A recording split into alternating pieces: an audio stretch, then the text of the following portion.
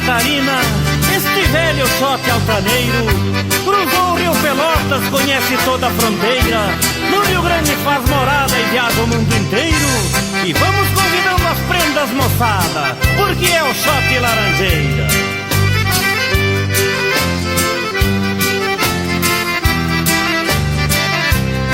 Antigamente este shot era gostoso, pois se dançava a noite inteira sem parar.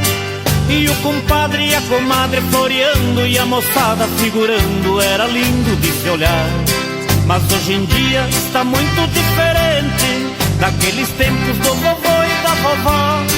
Não se afigura, se dança tão apertado que se olhando assim de lado até representa um só.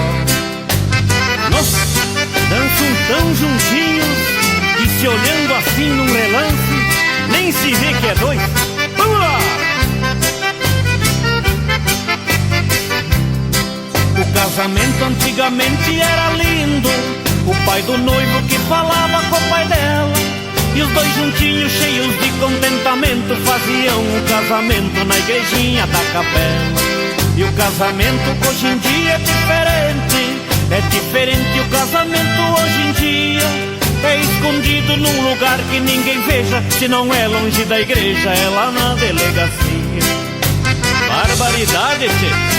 Segura o fole, Moacir Schiavini, porque estes casamentos modernos são tanto meio esquisitos, não achas?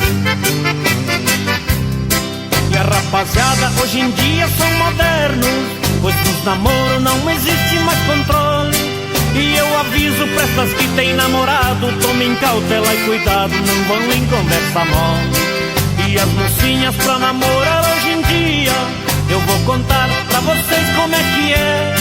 Dança apertado e no corpo tem molejo, tem tremura e reportejo da cabeça até os pés. Barbaridade! O vivente que dançar com uma senhorita destas sai tonto. O guapo sai erando os cruzos. Vamos lá pra arrematar! Tem mulher velha que usa vestido curto, diz que a moda é andar bem à vontade. E tem velhote com mais de 60 anos nas esquinas paquerando com as mocinhas da cidade.